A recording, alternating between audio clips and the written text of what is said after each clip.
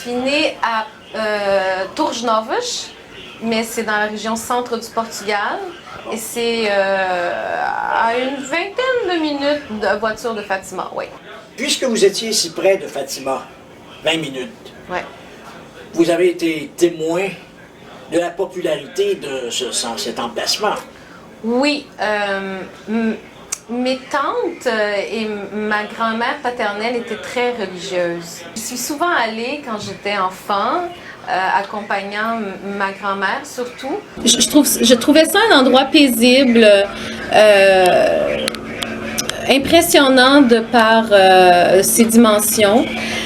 Avec l'âge et le temps, j'ai commencé à m'apercevoir à quel point c'est un endroit, oui, de dévotion pour beaucoup de croyants, parce qu'on voit encore beaucoup de gens qui font le chemin vers Fatima à genoux ou à pied. Quand j'étais très jeune, je le voyais plus souvent. Il y avait des pèlerins qui venaient de loin, de tous les coins du Portugal, qui faisaient leur chemin à genoux, accompagnés de membres de leur famille. Ils payaient des promesses. Donc, ils avaient prié à Nossa Senhora de Fátima pour un miracle quelconque, quelqu'un qui était malade ou pour leur propre santé, puis ils ont vu le miracle se produire, alors ils faisaient tout ce chemin-là et c'était souffrant et c'était touchant de voir à quel point la foi de ces gens-là est forte. Aujourd'hui, je le vois moins, mais je le vois encore. Mais je le vois surtout sur les lieux. Alors quand on se rend à Fatima, on voit encore des gens qui font le tour de la chapelle centrale où on voit souvent les messes là, qui sont faites en direct de l'extérieur.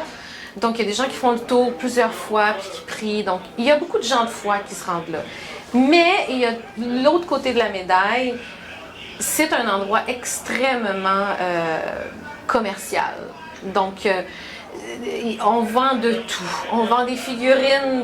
Il y a des gens qui se rendent là, oui, par la foi. Il y a des gens qui se rendent là pour le tourisme, par la curiosité, pour faire le tour. Je pense que c'est pas comme c'était avant. Je pense que c'est rendu vraiment quelque chose de très populaire, de très touristique. On y voit beaucoup de gens l'été, là, les 3 mois de tourisme, juin, juillet, août, même septembre. En mai, on a encore la procession des chandelles.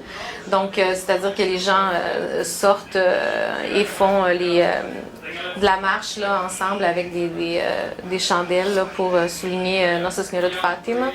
À Fatima, on a la chapelle... on a une chapelle érigée à l'endroit où la Vierge serait apparue aux 3 bergers.